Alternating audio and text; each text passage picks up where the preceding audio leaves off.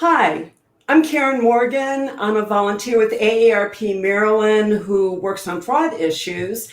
And we're here today with another of a series of chats in advance of Protect Week that focuses on elder financial abuse. Protect Week is from June 13th to June 21st this year, and it's a commitment by AARP Maryland to shine a spotlight on the problems and the tragedies associated with elder financial abuse. AARP Maryland has been doing this for 4 years, so Protect Week is in its fourth year. And AARP Maryland partners with the Office of Attorney General, Consumer Credit Counseling Service of Maryland, the Comptroller of the Treasury, the Commissioner of Financial Regulation, and other advocacy and social service partners to increase awareness of what happens with elder financial abuse. So with that, today, our guest is Jeff Myers, who's an Assistant Attorney General with the Office of Attorney General in Maryland. He's been principal counsel to the Maryland Department of Aging for 26 years, and he is actually the leader of Project SAFE. SAFE stands for Stop Adult Financial Exploitation, and he's been leading that project for 20 years. It consists of a coalition of advocates, social service people, staff, law enforcement that do very important work on helping to stop elder financial abuse. So Jeff, thank you so much for your service. The state of Maryland is lucky to have you as a taxpayer. I want to thank you. And, let's get started.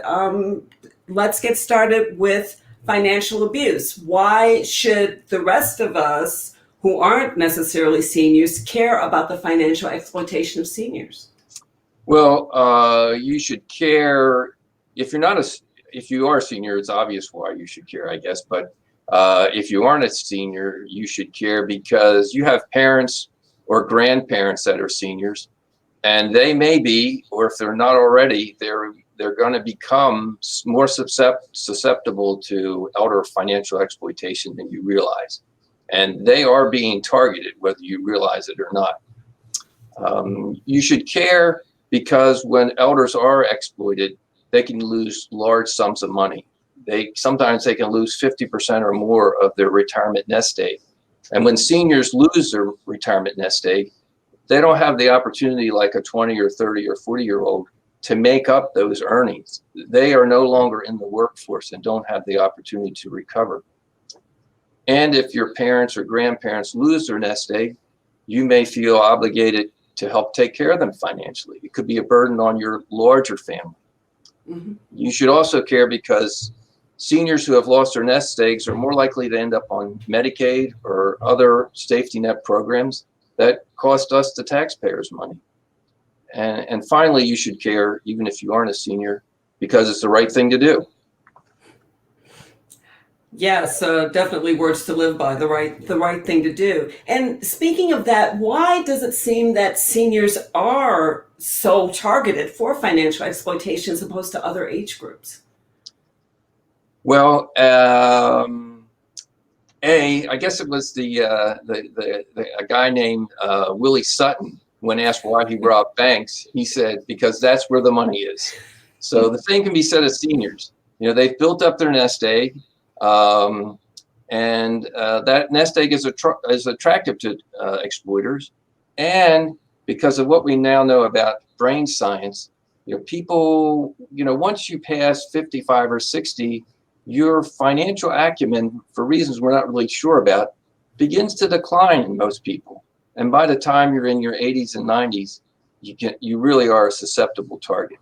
So those are the two reasons exploiters target seniors. One, they have the nest egg. Two, their financial acumen abilities unfortunately seem to decline over time, especially when you get into your 80s.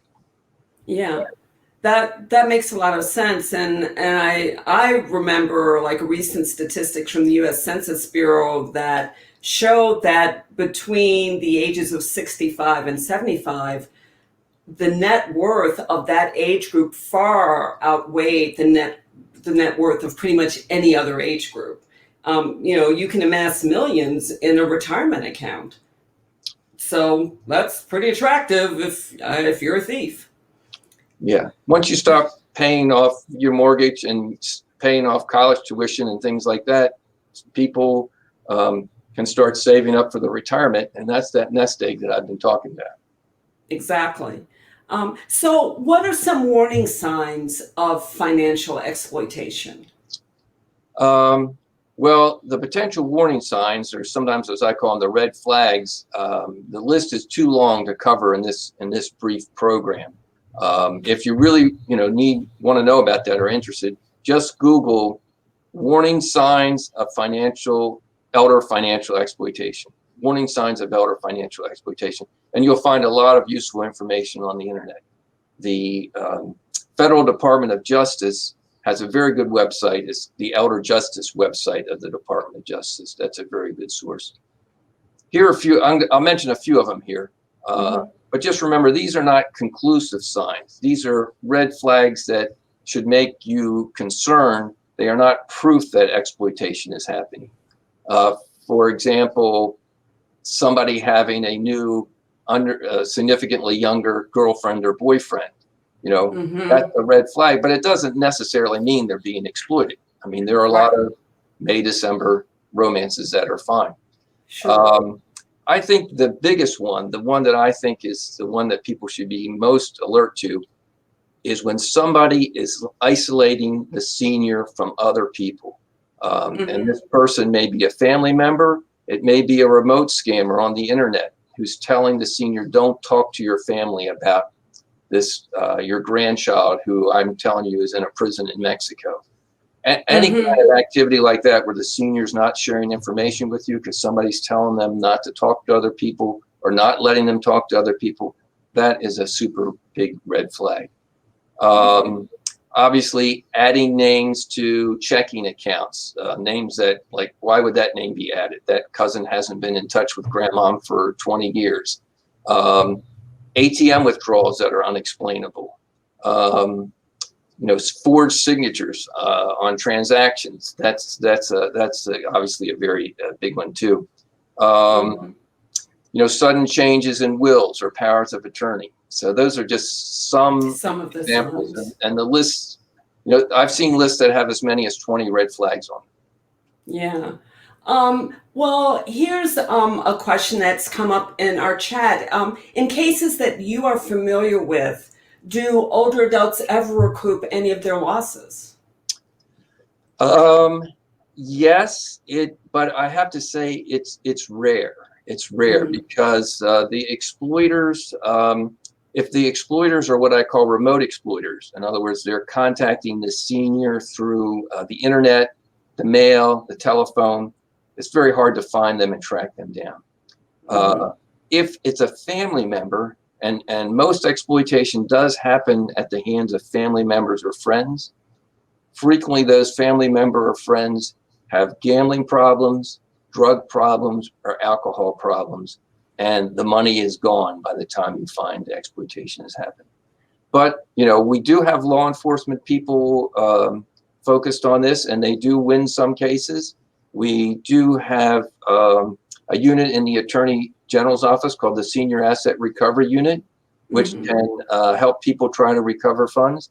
And a new piece of legislation just passed the General Assembly this session, which will make it easier for private attorneys to try to go after these scammers. Okay, that's great news. Now, here's another question in our chat. And you referred to the internet and online issues. How can you detect that your loved one is being victimized by an online scam?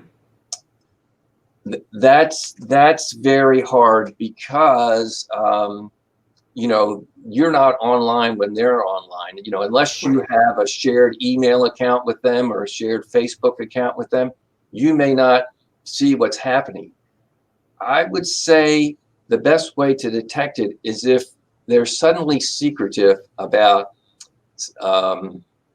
just about anything. They're more secretive than usual about their finances, or making unexplained trips to Walmart to buy gift cards. That's another huge flag that didn't mention, if there's your loved one is buying lots of gift cards, that's one of the most prominent ways scammers are now using to transfer funds in a way that can't be traced. They're not using Western Union as much as they used to. They're using gift cards. Right.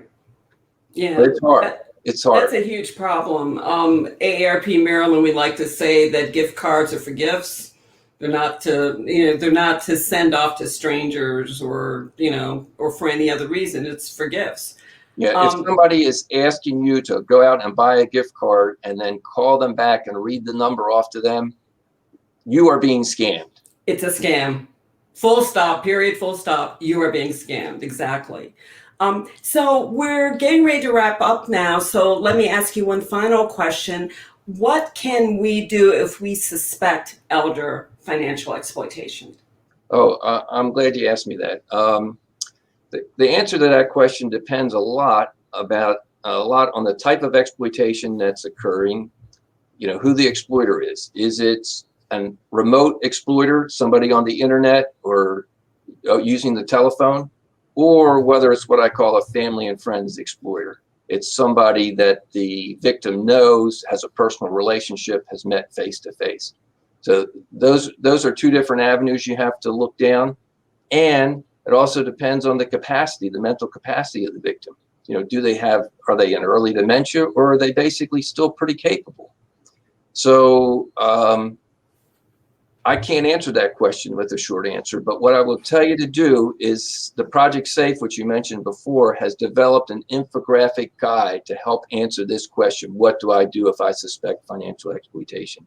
And you can find it at several places on the internet. You can find it on the protectweek.org website, or you can find it on the Maryland Department of Aging's website under Slam the Scam. And it's an infographic that will walk you through all these different variables and figure out, do I call the state's attorney? Do I call Adult Protective Services? Do I call the Federal Trade Commission? There's many different answers depending on those 4 variables we talked about. Okay, well, that's really helpful. That makes a lot of sense. One more quick question before we wrap up. Are store employees encouraged to look out for older adults buying gift cards rather than large sums of money? Not every store is doing that, but Right. some of the larger retailers are doing that. The Federal Department of Justice has a campaign to encourage stores to do that. Places like Best Buy, Walmart, where a lot of these cards are sold, there's an effort to have that training underway, but it's, there's a lot of employees and there's a lot of turnover in those employees. So it's hard to keep that message out there in front of them, but people are working on that. Okay, that's great news. Well, Jeff, thank you so much. With that, we're going to wrap up and end this interesting conversation, but please go to protectweek.org for more information. Check out the Maryland Department of Aging website and the other resources that Jeff mentioned to find out more about elder financial abuse. And please tune into our teletown halls and our other Facebook conversations, press conferences, all related to shining a spotlight on elder financial abuse. Jeff, thank you so much for your time. We really appreciate it. Thank you for the opportunity. Take care. Bye-bye.